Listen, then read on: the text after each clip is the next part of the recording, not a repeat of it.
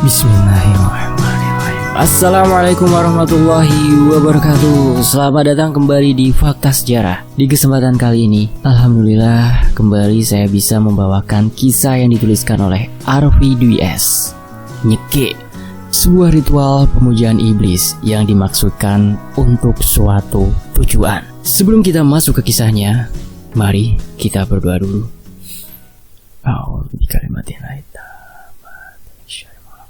Bismillahirrahmanirrahim. Allahumma sholli ala sayyidina Muhammad sallallahu alaihi wasallam. Ini dia selengkapnya.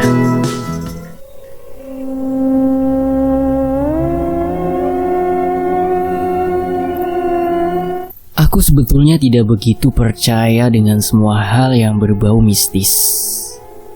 Aku juga tidak begitu yakin makhluk dari dimensi lain dapat mengganggu manusia atau membuat mereka sakit, bahkan mati.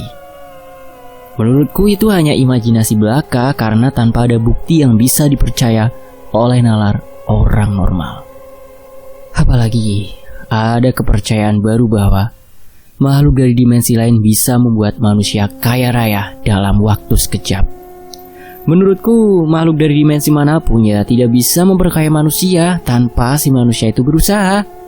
Hal itu sama dengan ibaratnya membantu orang yang udah mati untuk hidup. Just nothing. Hingga suatu hari di mana seisi rumah yang aku tinggali gaduh dan juga riuh karena diusik oleh makhluk yang diyakini dipelihara oleh anggota keluarga kami sendiri. Entah siapa dan dengan tujuan apa dia memelihara makhluk ini.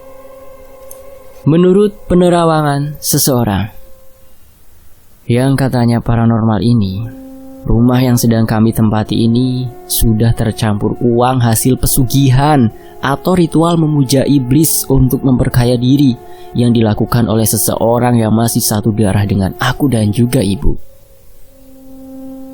Siapa orang yang sudah melakukan nyegik itu, Pak? Dan siapa yang akan jadi tumbal selanjutnya? Tanya ibu dengan raut wajah yang penasaran tapi juga terlihat ketakutan. Orang itu sangat dekat. Ibaratnya, jika ibu raih orang itu tergenggam dan jika dilempar batu, orang itu terlewati. Kata paranormal itu. Nyegik? Apa itu nyegik? Dan kenapa kami yang harus terkena imbas? Tanyaku. Nyegik itu adalah suatu ritual pemujaan terhadap siluman untuk mendapatkan kekayaan dengan cara yang instan. Kata paranormal itu.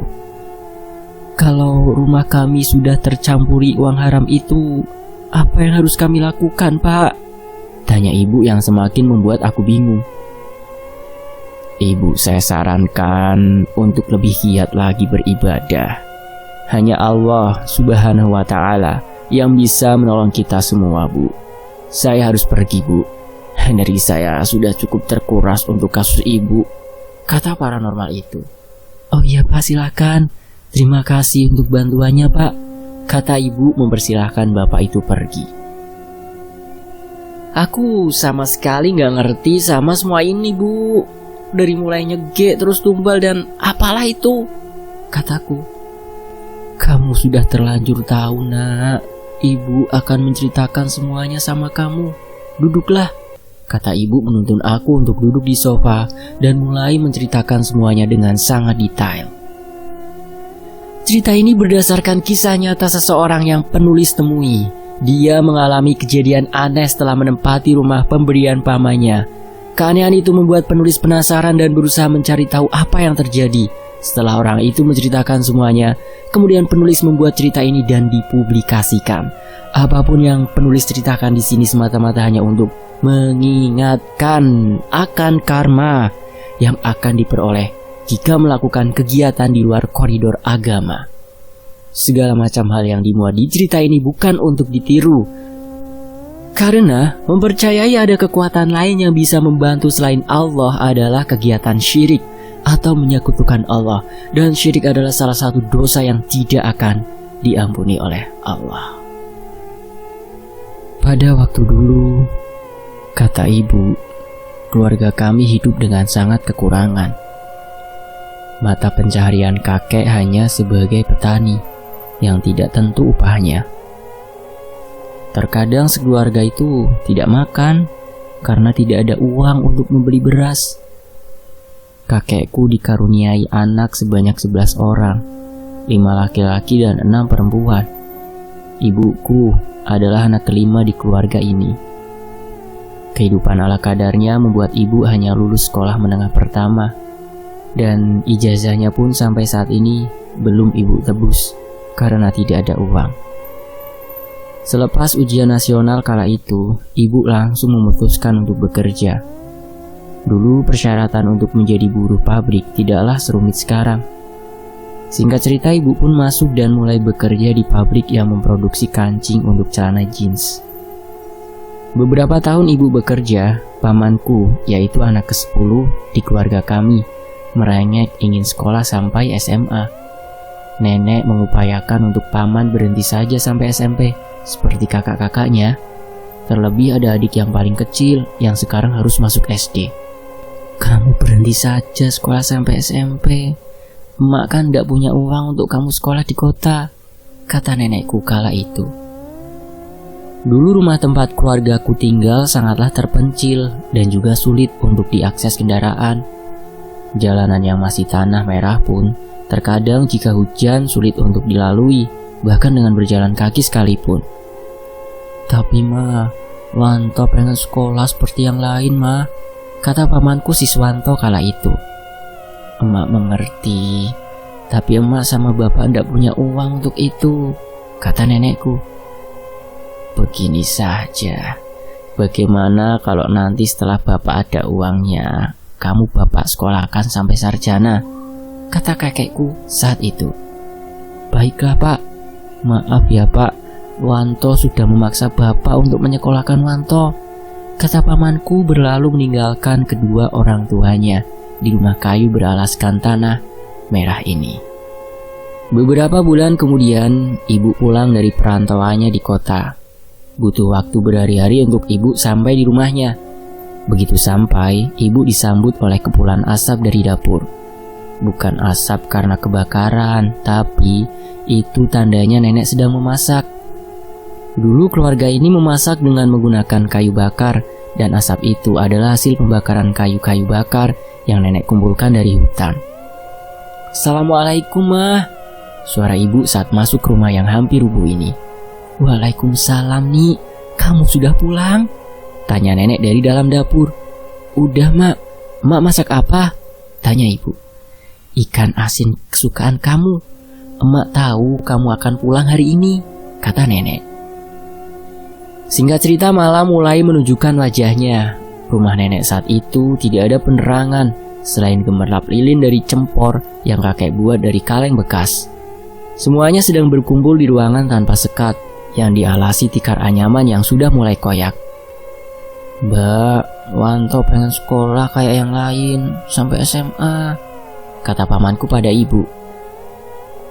Jangan kamu mendesak mbakmu toh, dia juga kan lagi kerja, capek, kata nenek saat itu.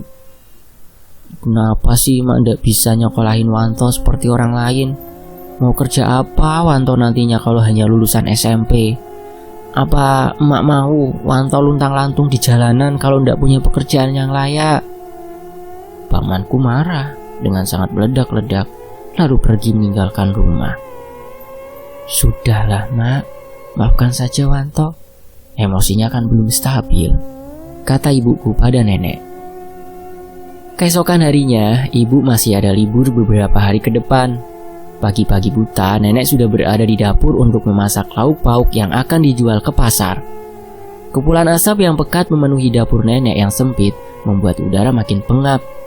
Nih, Marni, teriak nenek dari arah dapur. Iya Mak. Ibu menghampiri nenek di arah dapur. Tolong, bangunkan adikmu Wanto.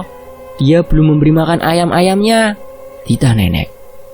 Ibu pun pergi menuju ruangan sempit berdinding koran-koran dengan berita lapuk yang senantiasa melindungi keluarga kecil ini dari terpaan angin dan juga terik matahari. Wanto, ayo bang, Ibu tersentak ketika melihat Paman Wanto tidak ada di tempat tidurnya. Ibu pun kembali menuju dapur untuk memberitahukan hal ini pada nenek. "Mak, Wanto tidak ada di kamarnya," kata ibu pada nenek. "Oh, mungkin sudah ada di kandang ayam nih," kata nenekku. "Mak, anakmu si Wanto kemana? Ayam-ayam kok belum diberi makan?" teriak kakek dari arah kandang ayam yang menyatu dengan dinding bagian utara rumah ini. "Duh, mak kira Wanto sudah ada di kandang, Pak," kata nenek nampak khawatir. "Kemana Wanto pergi, Pak?" tanya ibu pada kakek. "Ya, kemana anak itu?" kata kakek juga kebingungan. Ibu kembali memastikan bahwa Paman Wanto memang tidak ada di kamarnya. Mata ibu meliar ke sekeliling ruangan sempit ini. Di atas bantal lapuk Paman Wanto tergeletak selembar kertas. Tangan ibu meraih kertas itu dan mulai membaca beberapa kalimat yang ada di kertas itu. "Mak, maaf, Wanto harus pergi tanpa izin dari emak. Wanto pergi ke kota untuk mencari pekerjaan. Wanto akan pulang setelah Wanto sukses. Wanto akan bahagiain emak dan juga bapak. Wanto juga akan bikin Mbak Marni bangga dengan Wanto. Maaf ya, Mak. Jangan khawatirkan Wanto ya." Dan ibuku pun bergerutu di dalam hatinya setelah membaca surat itu. Kenapa Wanto nekat sekali pergi ke kota tanpa izin dulu sama emak juga bapak? Ibu kembali menuju nenek dan juga kakek yang sedang terduduk khawatir di atas tikar anyaman yang mulai koyak itu. "Mah, Pak, Wanto pergi ke kota," kata ibu. "Pergi ke kota? Kenapa?" tanya kakek. "Di suratnya dia bilang mau nyari kerja," kata ibu. "Nekat sekali dia," kata kakek. "Sudahlah, Pak, ini salah kita juga. Kita tidak bisa membahagiakan anak kita seperti orang lain," kata nenek dengan air mata yang deras mengalir. "Bukan kita yang salah, Ma. Dianya saja yang terlalu menatap ke atas bermimpi bisa menggapai langit. Sampai-sampai dia lupa kakinya masih di bumi," kata kakek. Singkat cerita, 9 tahun kemudian di tahun 1996, tepat hari ini, Paman Wanto sudah 9 tahun meninggalkan rumah. Di kota, Paman Wanto bekerja sebagai buruh angkut barang di pasar. Keringat yang membasahi kaos oblong bututnya sama sekali tidak membuatnya lelah. Saat itu yang dia ingat hanya uang, uang, dan uang. "Aku harus kaya supaya emak dan bapak tidak lagi menjadi bahan cacian tetangga," kata paman dalam benaknya. Sedari dulu kakek dan nenek selalu menjadi bahan cacian tetangga karena selalu terlilit hutang untuk memenuhi kebutuhan sehari-hari. Hutang kakek dan nenek yang terus membludak membuat tetangga semakin mencaci dan memusuhi kakek dan nenek. Sementara itu jam menunjukkan pukul 12 siang. Paman beristirahat di tengah-tengah kelelahannya memikul beberapa barang bawaan pembeli yang ada di pasar itu, dan juga barang bawaan pengepul yang akan memasarkan barang bawaannya di pasar. Tangannya sudah mulai gemetar karena tidak kuat menahan beban yang setiap harinya harus dibawa terus. Dikipas-kipas tangannya, berharap kesejukan hadir mengelap keringat yang membuat tubuhnya basah. "Tok, kelihatannya kamu capek banget," kata salah satu temannya yang bernama Karman. "Iya, Man, aku capek banget. Tanganku ini udah gemetar dari tadi pagi," kata paman. "Nah, kita kan bekerja dari pagi sampai larut malam, tapi kebutuhan kita ndak ada yang terpenuhi secara layak. Aku kok merasa semua yang aku lakuin untuk memenuhi itu semua hanya sia-sia," kata Pak Karman. "Ayo aku juga ngerasa sama, Man. Kadang pengen banget ngeluh sama keadaan. Lah tapi siapa yang mau denger?" kata pamanku. "Kamu mau apa setelah kerja, Tok?" tanya Pak Karman saat itu. "Aku bertekad bulat gak berhenti kerja, Man. Aku pengen sugih.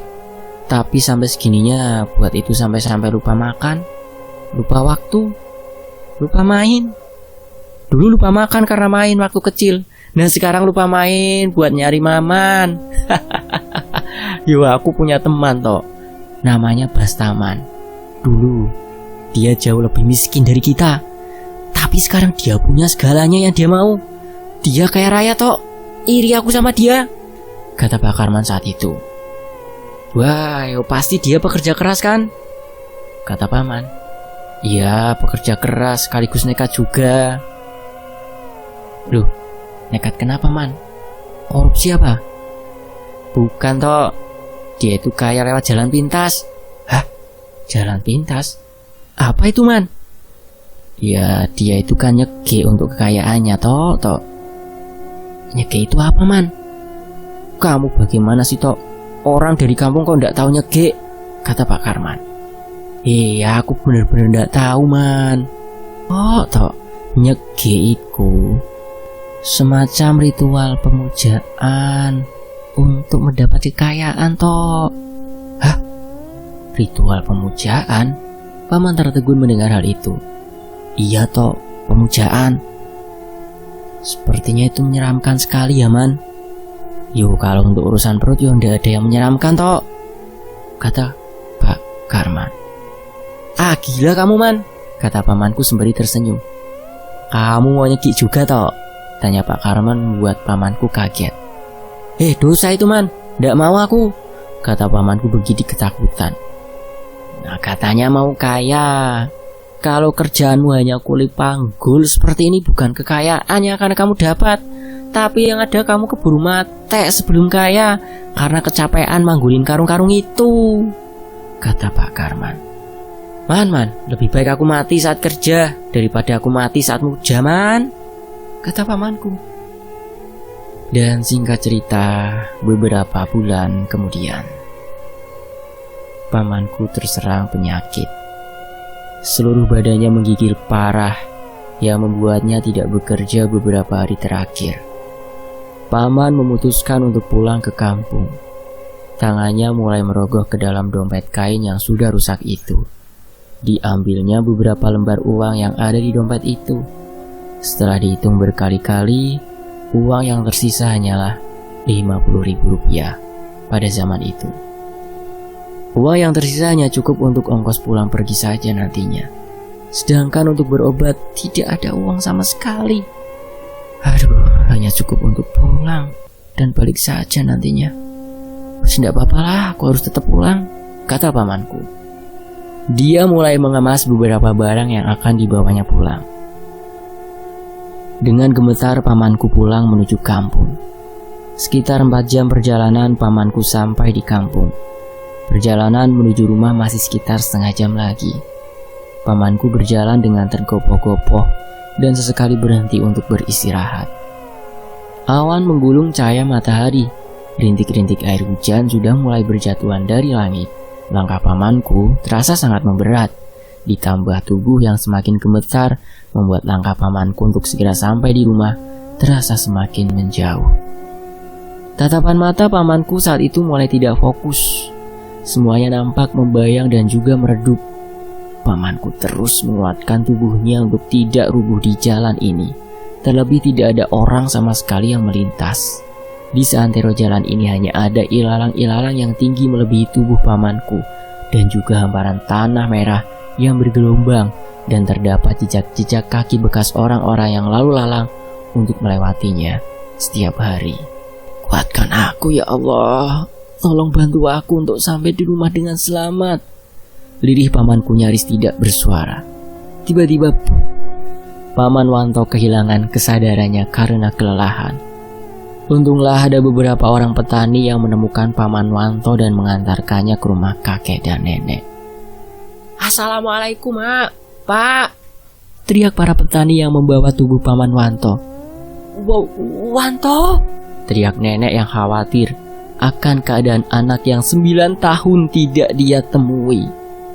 Ada apa dengan Wanto? Kenapa dia seperti ini? Tanya nenekku setelah Paman Wanto dibaringkan di tempat tidurnya. Kami menemukan Wanto sudah seperti ini di jalan, Mak, kata salah satu petani itu. Ada apa dengan kamu, Wanto? Nenek tidak henti-hentinya menangisi keadaan Paman Wanto. Kakek datang dari sawah dan membuka pintu. Kakek tersentak melihat nenek yang menangis di depan tubuh seseorang. "Ada apa, Mak?" tanya kakek. "Wanto, Pak, dia seperti ini," kata nenek terus mengusap-usap kepala Paman Wanto yang belum juga siuman. "Panggilkan mantri saja, Mak, jangan panik," kata kakek. "Iya, tolong panggilkan, Pak," kata nenek. Kakek pun pergi memanggil mantri di kampung sebelah untuk memeriksakan keadaan Paman Wanto. Sekitar 45 menit kemudian, mantri itu datang dan memeriksa keadaan Paman Wanto. Begini kata mantri, "Anak emak sama bapak kelelahan saja." Dan beberapa saat kemudian pamanku siuman. "Mak, Pak," lirih pamanku. "Wanto," nenek langsung memeluk anaknya itu. "Kenapa kamu pulang, Wanto? Apa kamu sudah sukses seperti janji kamu di surat?" kata kakek.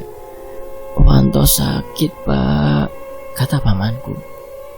"Di surat itu kamu bilang akan pulang setelah sukses, bukan setelah sukses," kata kakek. "Sudah, Pak, sudah. Kasihan Wanto." "Manjakan saja terus anakmu," kata kakek. Beberapa hari paman berada di rumah dengan hati yang dipenuhi gejolak amarah pada kakekku yang terus-menerus menyindir kepulangannya yang tidak sesuai dengan yang dia janjikan. "Kamu masih sakit, Tok?" tanya kakek pada Paman Wanto. "Masih, Pak, masih menggigil." "Makanya jangan sok-sokan pengen merantau ke kota. Kota itu hanya diperuntukkan bagi mereka yang kuat mental dan fisiknya. Udah kamu ini apa? Mental tahu aja sok nekat pergi kota. Ya ini balasannya, masih muda udah sakit-sakitan," kata kakek membuat hati pamanku Wanto sakit. "Pak, Wanto berjuang mengadu nasib di kota buat emak sama bapak juga. Wanto kerja, Pak, di sana jadi apapun. Demi siapa? Ya demi bapak juga sama emak, supaya kalian tuh ndak terus-menerus jadi bahan gosipan tetangga," kata pamanku dengan nada gemetar. "Lalu apa yang sudah kamu berikan untuk itu semua? Untuk membeli mulut-mulut mereka yang mencaci kita? Apa, Wanto, apa?" kata kakek dengan pacul di pundaknya. Pamanku saat itu hanya diam saja. Air mata seketika berjatuhan seperti hujan yang membasahi kedua pipinya. Pamanku memang merasa apa yang dia lakukan belum dapat merubah keadaan keluarga kecilnya. "Sini kamu lihat." Kakek menarik tangan Paman Wanto menuju luar rumah. Keduanya berdiri menghadap ke bagian depan rumah kayu yang sudah usang itu. "Kamu lihat, rumah ini pasti akan rubuh. Cepat atau lambat, kita harus pindah dari rumah ini," kata kakek. Rumah kayu yang ditopang beberapa pilar kayu ini bentuknya sudah tidak lagi tegak. Terpaan angin sudah membuat rumah ini miring ke kiri, tepatnya di bagian kamar yang biasa ditempati Pamanku Wanto dan juga adiknya yaitu Paman Wisno. Bapak sudah menambah lagi beberapa kayu untuk menopang bagian yang miring supaya tidak jatuh, tidak roboh. Kayu-kayu yang jadi penopang ini pun akan rubuh juga, karena ini bukan kayu baru, melainkan kayu lama yang sengaja Bapak simpan. Karena Bapak tahu Bapak tidak akan sanggup untuk memperbaiki rumah ini, dan hanya sanggup untuk menopang rumah ini dengan kayu-kayu yang Bapak siapkan, kata kakek. Maafkan Wanto, Pak. Wanto tidak bisa seperti kakak-kakak Wanto yang lain yang bisa sukses di kota, kata pamanku Wanto. Bapak tidak mau kamu seperti kakak-kakakmu, Tok. Sekarang kamu lihat, apa kakak-kakakmu yang sukses itu pulang untuk menemui Bapak? Tidak, Wanto. Bapak keras padamu itu supaya kamu berpikir untuk bisa hidup dan berdiri di kakimu sendiri. Kamu akan punya keluarga, punya istri, punya anak. Kalau sikapmu masih saja lemah seperti ini, bagaimana kamu bisa menjaga mereka nanti? Kata kakek. Maaf Pak, Wanto sudah berpikir Bapak tidak suka sama Wanto. Wanto janji pada Bapak, Wanto akan sukses dengan cara apapun, kata pamanku. Tok, Bapak tidak butuh janji-janjimu. Buktikan, beli semua mulut orang-orang yang mencacimu selama ini dengan kesuksesanmu. Kata kakek berlalu meninggalkan paman yang masih terpaku pada istana kayunya yang sudah tidak tegak lagi itu. 1 minggu kemudian, Paman Wanto kembali ke kota untuk melanjutkan pekerjaannya demi kehidupan keluarga yang lebih baik. Bus yang ditumpangi Paman Wanto melaju menyibak jalanan. Suasana tahun 96 yang masih asri membuat Paman Wanto tertidur pulas di dalam bus. Tidur yang lelap sekitar 40 menit terhenti saat seseorang menyenggol bahunya. "Astagfirullah," kata Paman Wanto terkejut. "Aduh mas, maaf yo, aku ndak sengaja," kata seseorang berpakaian rapi dengan tas rendang yang nampak gagah. "Ndak apa-apa mas, aku hanya terkejut saja," kata Pamanku Wanto. Tiba-tiba laju bus yang Paman Wanto tumpangi terhenti pada sebuah jalan yang nampak sepi dari lalu lintas. "Kenapa Pir?" tanya seorang penumpang pada sopir yang nampak kebingungan. "Bensinnya habis," kata sopir itu. "Duh, bagaimana sih Pir? Masa ndak sampai terkontrol begitu Pir?" sahut yang lain. "Maklum Pak, Bu, mobil ini kan sudah ndak bagus lagi, jadi sudah ada beberapa bagian mobil yang rusak," kata sopir itu. Semuanya diam. Keheningan menyeruak ke sekeliling bus. Tidak ada yang bisa berbuat banyak. Sopir menelpon kawannya untuk segera membelikan bensin untuk bus yang dia kendarai. "Gimana Pir? Sudah ada?" tanya laki-laki yang menyenggol pamanku. "Sekitar 3 jam lagi Pak," jawab sopir itu. "Hah? 3 jam lagi? Lama sekali," kata pamanku. "Ya mau bagaimana lagi mas? Jalan ini kan di tengah-tengah hutan," kata sopir itu. "Mas, ada keperluan yang mendesak?" tanya laki-laki yang menyenggol pamanku. "Saya harus cepat-cepat sampai di kota mas, supaya saya bisa langsung bekerja," kata pamanku. "Apa mas pekerja kantor? Di kantor apa?" "Kalau saya bekerja di kantor berita lokal," tanya laki-laki itu lagi. "Bukan mas, saya hanya buruh panggul di pasar. Ya maklumlah, ijazah saya kan hanya SMP. Keluarga saya kekurangan mas, terlebih saudara-saudara saya juga banyak," kata pamanku. "Loh, saya juga hanya lulusan SMP loh mas," kata dia. "Oh ya? Mas hebat ya, lulusan SMP bisa bekerja di kantoran," kata pamanku. "Kalau kita mau sukses harus nekat mas, segala resiko apapun harus berani kita ambil," kata pria itu. Saya tidak berani mas, karena saya harus bilang dulu tentang pekerjaan itu pada keluarga saya," kata pamanku. "Kalau mas berdiskusi dulu dengan keluarga, kesempatan untuk mas kaya mungkin bisa saja hilang, keburu diambil orang mas. Kalau saya sih, apapun saya hajar mas, dan uangnya semua saya berikan untuk orang tua saya di kampung. Kalau kita setiap pulang bawa uang, keluarga keburu bangga dan tidak ada waktu buat nanya yang macam-macam tentang pekerjaan kita," kata dia. Paman Wanto hanya diam dan berusaha mencerna setiap kata yang dikatakan laki-laki itu. Selama ini mungkin kesuksesan Paman Wanto terhalang karena paman terlalu banyak berdiskusi tanpa berani mengiyakan setiap kesempatan yang datang padanya. Begitu pikir pamanku saat itu. Paman Wanto seperti mulai tersadarkan akan apa yang menghalangi kesuksesannya di kota. "Iya mas, mungkin saya..." "Mas, loh mas," pamanku kebingungan karena laki-laki yang menjadi lawan bicaranya tiba-tiba menghilang. "Nyari siapa mas?" tanya laki-laki yang duduk di belakang kursi pamanku. Orang yang tadi di sini, mas lihat," pamanku balik bertanya. "Dia pergi naik mobil tadi, itu mobilnya." Laki-laki itu menunjukkan sebuah mobil merah yang melaju menuju arah kota. Pamanku hanya diam. Rasa ingin lepas dari saran keluarga tiba-tiba muncul di benaknya. Tidak salahnya aku berani nekat demi uang.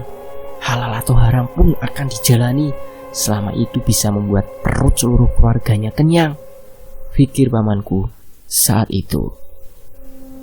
Sesampainya di kota, pamanku segera mengganti pakaian menjadi kaos oblong. Lalu lalang pembeli yang keluar masuk pasar menjadi ladang uang untuk Paman Wanto.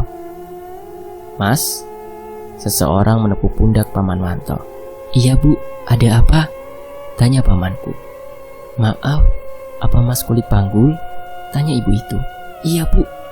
"Apa ada barang yang harus saya bawa?" tanya Paman Wanto. "Ada mas, tapi tunggu anak saya dulu, takutnya nanti dia nyariin," kata ibu itu. Beberapa saat kemudian, anak ibu itu datang. Dia sangat cantik dengan rambut panjang yang terurai sepinggul. Kulit sawo matang menambah kecantikan anak ibu itu. "Nah, itu anak saya mas," kata ibu itu. Paman Wanto seketika membatu melihat kecantikan wanita yang baru dia temui itu. Pamanku sangat terpesona dengan kecantikan anak ibu yang baru dia kenal ini. "Ayo bu, kita pulang," kata anak ibu tadi. "Ayo Ri, kita pulang. Mas, tolong bawa sampai ke depan ya," kata ibu itu.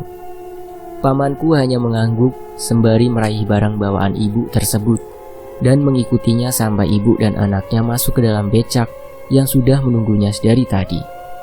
"Ini mas uangnya," kata ibu itu menyodorkan beberapa lembar uang. Pamanku segera menaruh barang bawaan ibu itu, tapi malang. Pundak pamanku tergores sesuatu dari dalam barang bawaan ibu itu. "Astagfirullah!" Pamanku secara spontan memegangi pundak kirinya. Darah mulai mengalir dari pundaknya. "Aduh mas enggak apa-apa kan?" tanya ibu itu cemas. Enggak apa-apa bu, cuma luka sedikit aja," kata pamanku. "Saya lupa ngasih tahu mas kalau tadi saya habis beli pisau," kata ibu itu. "Pisau bu? Aduh, ibu kok bisa teledor gitu? Ini masnya luka loh bu," kata anak ibu itu. "Enggak apa-apa mbak, saya juga yang salah nggak nanya dulu apa aja di dalamnya. Lain kali saya akan lebih hati-hati lagi," kata pamanku pergi dari hadapan ibu dan anaknya itu. Dengan tangan yang masih terus-menerus memegangi pundaknya, Pamanku Wanto beristirahat sejenak di sebuah ruko yang sudah tutup. Pamanku melihat tangannya yang ternyata darah keluar cukup banyak. Akhirnya pamanku berjalan menuju toilet umum yang ada di pasar itu. Pamanku membuka bajunya dan mandi untuk membersihkan pundaknya yang terus mengeluarkan darah. Sesekali pamanku meringis kesakitan karena air mulai masuk ke bagian luka di pundaknya. "Kamu kenapa, Tok?" tanya penjaga toilet ketika pamanku Wanto keluar dari toilet. "Tadi pas ngangkat barang pundakku kena pisau," kata pamanku. "Sudah kamu obati?" tanya penjaga itu lagi. "Sudah, jangan cemaskan aku ndak apa-apa kok," kata pamanku sembari menepuk pundak penjaga toilet yang nampak mengkhawatirkan keadaan pamanku. Sementara itu di tempat lain, "Man, kenapa toh?" tanya Pak Karman ketika dengan lirih pamanku memanggil namanya. "Sewaktu aku di perjalanan menuju kota, aku bertemu dengan seorang laki-laki di bis. Katanya dia pegawai kantor berita.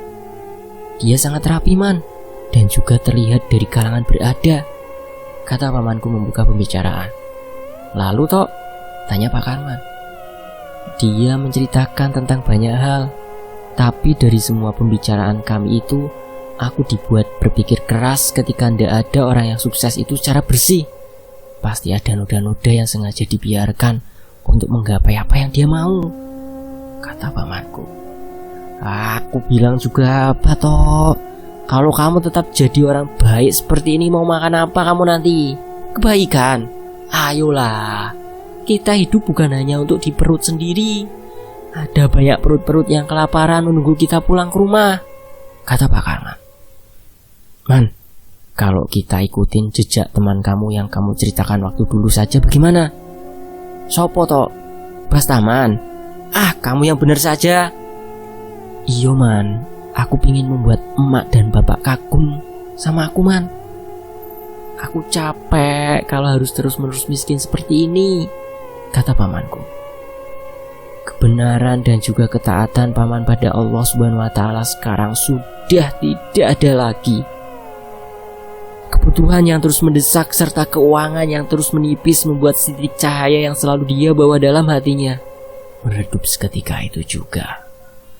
Keesokan harinya, Pak Karman dan Paman Wanto pergi menuju rumah teman Pak Karman yang pernah Pak Karman ceritakan kesuksesannya pada pamanku Wanto. "Ini toh rumah temanku," kata Pak Karman ketika keduanya sampai di sebuah rumah mewah dengan beberapa mobil yang berjajar rapi di garasi rumah itu. "Rumahnya besar sekali, Man," kata pamanku mengungkapkan kekagumannya. "Ini baru depannya aja toh. Ayolah, kita masuk saja," kata Pak Karman mengajak pamanku Wanto masuk ke rumah itu. Sesampainya mereka di depan pintu, lalu Pak Karman membunyikan bel. Beberapa saat kemudian, datanglah seorang wanita dengan baju daster yang menjuntai sampai kaki wanita itu tidak terlihat. "Mau ketemu siapa?" tanya wanita itu. Ada yang aneh dari wanita ini. Sedari tadi dia hanya tertunduk tanpa melihat ke arah kami sama sekali. "Pak Bastamanya ada, Mbak?" tanya Pak Karman. "Ada, Bapak masuk saja," kata wanita itu mempersilahkan kami untuk masuk. Pak Karman dan Pak Wanto masuk ke dalam rumah itu. Sekeliling rumah teman Pak Karman ini membuat Pak Wanto kagum dan ingin segera memiliki hal yang sama dengan Pak Bastaman. "Karman?" sapa seseorang dari arah belakang. "Bastaman, apa kabar?" tanya Pak Karman. Dan keduanya pun saling berjabat tangan. Sepertinya mereka sudah lama tidak bertemu. "Siapa ini?" tanya Pak Bastaman pada pamanku. "Oh, ini namanya Wanto. Dia temanku di pasar. Kuli panggul juga," kata Pak Karman. Dengan sangat lembut, Pak Bastaman menyalami pamanku dan mempersilahkan tamunya untuk duduk. "Ada yang bisa saya bantu, Man?" tanya Pak Bastaman. "Begini, Bas, kami ini sudah lelah dengan pekerjaan kami sehari-hari. Kerja dari siang sampai malam, bahkan sampai pagi lagi. Tapi tidak ada kebutuhan kami yang terpenuhi secara benar," kata Pak Karman. "Lalu apa yang bisa saya lakukan untuk membantu kalian?" tanya Pak Bastaman. "Bas, kami ingin seperti kamu. Apa kamu bisa bantu kami?" "Yo tentu, Man, tapi ada banyak resiko yang harus diterima." "Tidak apa, Bas. Kami sudah perhitungkan itu semua," kata Pak Karman. "Iya, selama kami bisa sukses seperti Bapak itu tidak apa-apa," kata pamanku Wanto. "Jangan panggil saya Bapak. Panggil saja Bas, sama seperti Karman manggil saya," kata Pak Bastaman sembari tersenyum. Di tengah-tengah perbincangan kami datanglah wanita yang tadi membukakan pintu. Dan dia membawa 3 gelas air minum. "Silakan diminum, Pak, Mas," kata wanita ini menaruh gelas-gelas itu di meja. "Terima kasih," kataku. "Sama-sama," kata wanita itu berbalik badan membelakangi kami. Dari ujung ekor mata, pamanku melihat sebagian wajah wanita itu hilang dan membuat pamanku bergidik ketakutan. Seperti apa saran dari Pak Bastaman untuk Pak Karman dan Wanto? Cari tahu di bagian berikutnya. Semoga di bagian ini teman-teman bisa mendapatkan manfaat. Dan sampai jumpa di bagian berikutnya. Terima kasih teman-teman sudah mau menyimak kisah ini. Wassalamualaikum warahmatullahi wabarakatuh. Tetap di Fakta Sejarah.